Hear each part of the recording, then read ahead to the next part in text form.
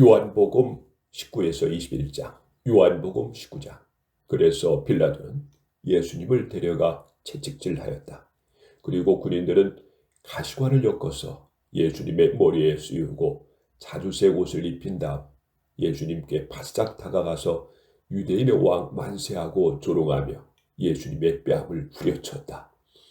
빌라도는 다시 밖으로 나와 유대인들에게 내가 그 사람을 여러분 앞에 데려오겠소. 여러분은 내가 그에게서 죄를 찾지 못한 것을 알게 될 것이요 하였다. 예수님이 가시관을 쓰고 자주색 옷을 입은 채로 나오시자 빌라도가 그들에게 보시오 이 사람이요 하였다. 대제사장들과 성전 경비병들은 예수님을 보고 큰 소리로 십자가에 못 박으시오 십자가에 못 박으시오 하고 외쳤다. 그러나 빌라도는 당신들이 데려가서 십자가에 못 박으시오 나는 그에게서 죄를 찾지 못하였소 하고 대답하였다. 그래도 유대인들은 우리에게도 법이 있습니다.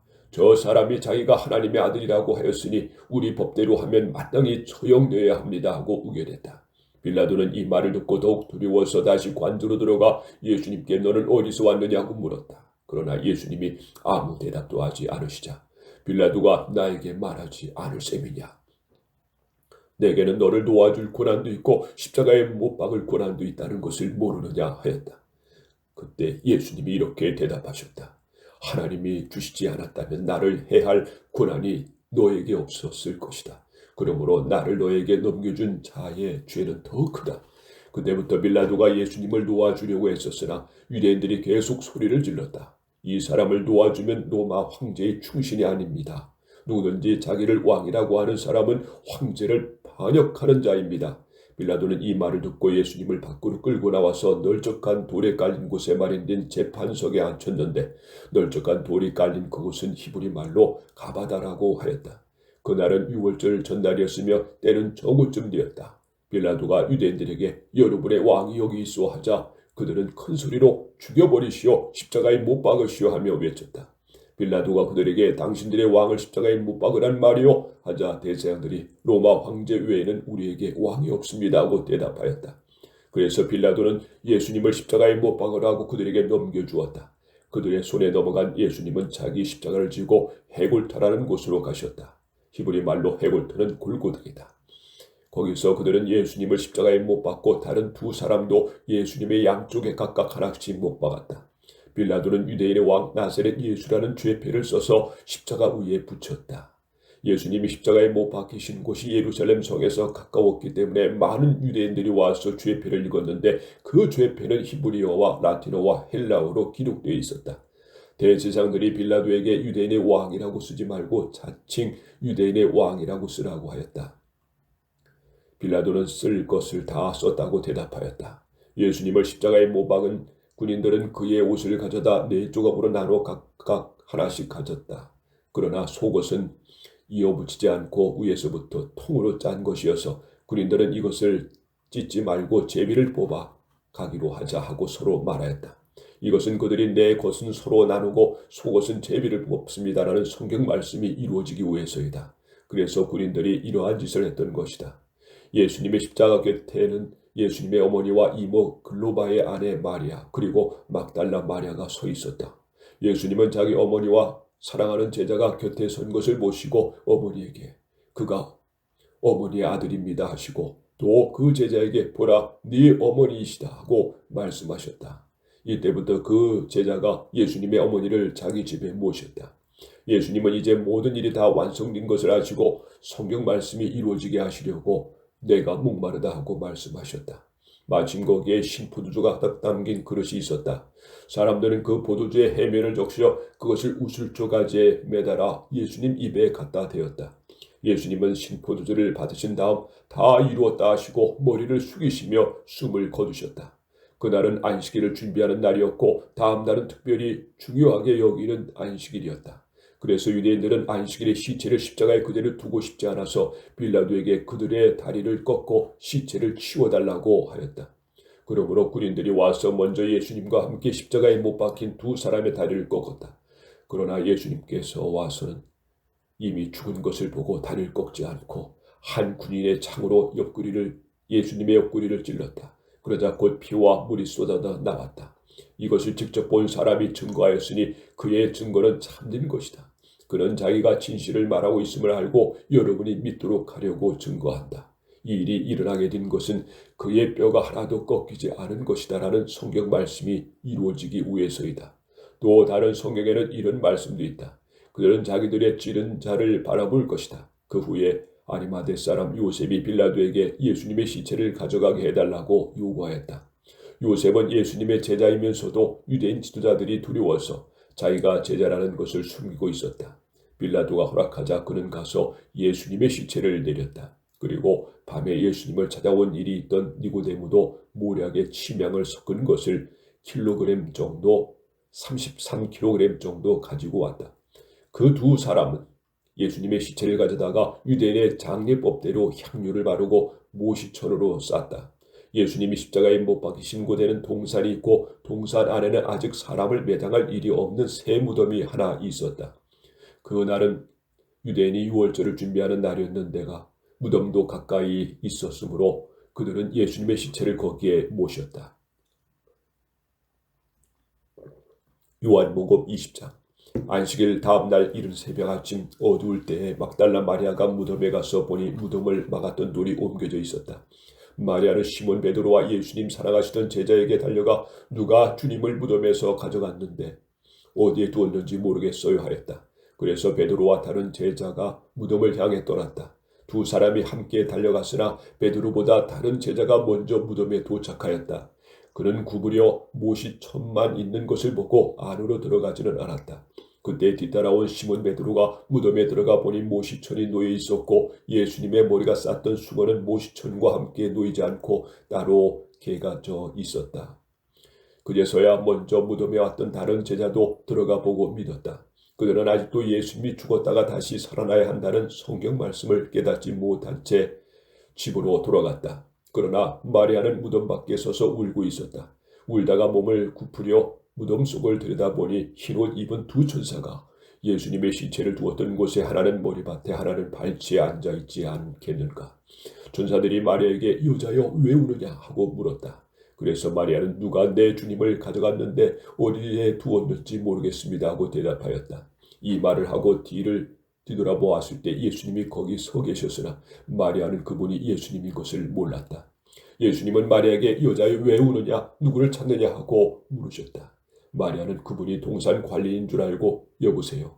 당신이 그분을 가져갔으면 어디에 두었는지 말씀해 주세요. 내가 모셔가겠습니다 하였다. 그때 예수님이 마리아야 하시자 마리아는 돌아서며 선생님 하였다. 예수님은 마리아에게 이렇게 말씀하셨다. 나를 만지지 말아라. 내가 아직 아버지께 올라가지 않았다. 너는 내 형제들에게 가서 내 아버지도 되고 그들의 아버지도 되시며 내 하나님도 되고 그들의 하나님도 되시는 분에게로 내가 올라간다고 전하여라. 그래서 막달라 마리아는 제자들에게 가서 내가 주님을 보았어요 하며 예수님이 자기에게 하신 말씀도 일러주었다. 그날 저녁 곧 안식일 다음 날인 일요일 저녁에 제자들은 유대인 지도자들이 무서워 문들을 걸어 잠그고 모여 있었다. 그런데 갑자기 예수님이 나타나 그들 가운데 서서 다들 잘 있었느냐 하셨다. 예수님이 이 말씀하시고 그들에게 양손과 옆구리를 보이시자 제자들은 주님을 보고 기뻐서 줄 줄을 몰랐다. 예수님은 다시 제자들에게 너희가 평안하기를 바란다. 아버지께서 나를 보내신 것처럼 나도 너희를 보낸다 하고 말씀하셨다. 그러고서 예수님은 제자들에게 숨을 내쉬며 말씀하셨다. 성령을 받아라.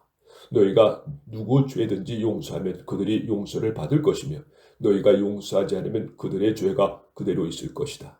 12제자장 디두모라고 하는 도마는 예수님이 오셨을 때 그들과 함께 있지 않았다. 다른 제자들이 도마에게 주님을 보았다고 했을 때 그는 예수님의 손바닥에 있는 못자국을 보고 또 그 못자국에 손가락을 넣어보며 예수님의 옆구리에 손을 넣어보지 않고는 믿지 않겠다고 말하였다. 6일 후에 제자들은 다시 집 안에 모여 있었고 거기에는 도마와 함께 있었다. 그때도 문이 잠겼는데 예수님이 나타나 그들 가운데 서서 다들 잘 있었느냐고 말씀하셨다. 그러고서 도마에게 네 손가락을 내밀어 내 손바닥에 넣어보고 네 손을 내밀어 내 옆구리에 넣어보아라. 그리고 믿음 없는 자가 되지 말고 믿는 자가 되어라 하셨다. 그러자 도마는 나의 주님이시며 나의 하나님이십니다 하고 대답하였다. 그때 예수님이 도마에게 너는 나를 보고서 믿느냐? 보지 않고 믿는 자는 정말 행복한 사람이다 하고 말씀하셨다.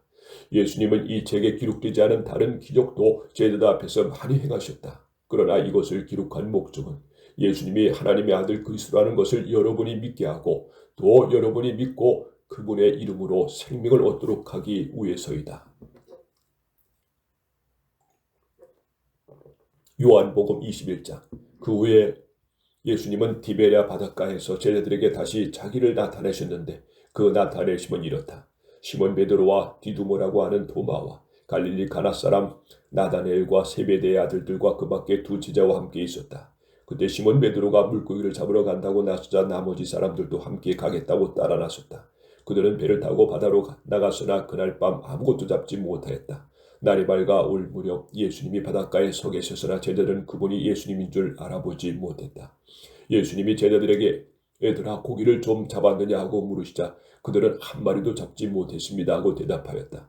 예수님은 제자들에게 배 오른편에 그물을 던져라 그러면 고기가 잡힐 것이다 하고 말씀하셨다.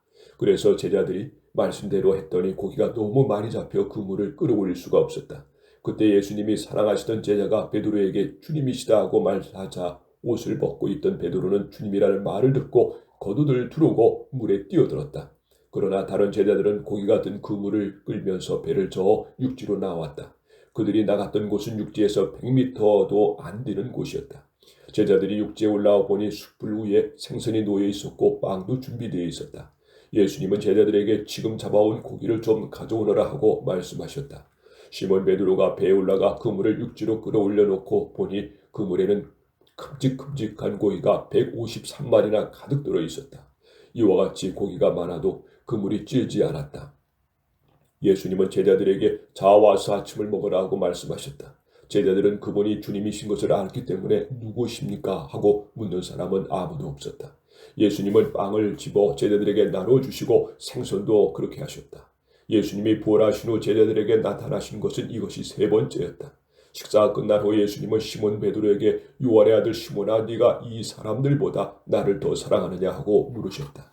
베드로가 그렇습니다. 주님 제가 주님을 사랑하는 것을 주님이 아십니다 하고 대답하자 예수님이 내 어린 양을 먹여라 하고 말씀하셨다. 예수님은 두 번째로 베드로에게 요한의 아들 시몬아 네가 나를 사랑하느냐 하고 물으셨다. 베드로가 그렇습니다. 주님 제가 주님을 사랑하는 것을 주님이 아십니다 하고 대답하자 예수님이 내 양을 쳐라 하고 말씀하셨다. 예수님은 세 번째로 베드로에게 요한의 아들 시몬아 네가 나를 사랑하느냐 하고 물으셨다. 베드로는 예수님이 세 번이나 물으심으로 슬픈 표정을 지으면서 주님은 모든 것을 아십니다. 제가 주님을 사랑하는 것을 주님이 아십니다 하고 대답하셨다. 그러자 예수님이 베드로에게 말씀하셨다. 내 양을 먹어라. 내가 분명히 너에게 말해둔다. 네가 젊었을 때는 스스로 네 옷을 차려입고 원하는 곳에 마음대로 다녔으나 네가 늙으면 너는 팔을 벌리고 다른 사람이나 네 옷을 입혀 네가 원하지 않는 곳으로 너를 데려갈 것이다.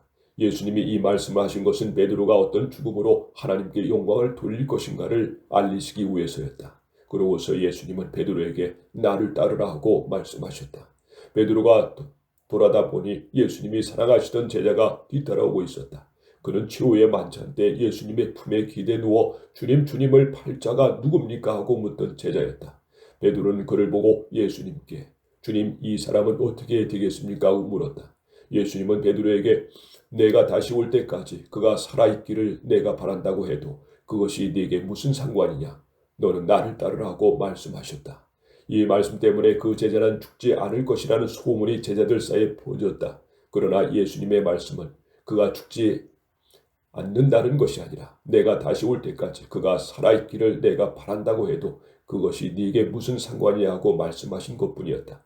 이 일을 증거하고 기록한 사람이 바로 그 제자이다. 우리는 그의 증거가 참된 것임을 안다. 예수님이 하신 일들이 이 밖에도 많이 있으나 그것을 낱낱이 기록한다면 이 세상에 그 책을 다 둘 곳이 없을 것이다.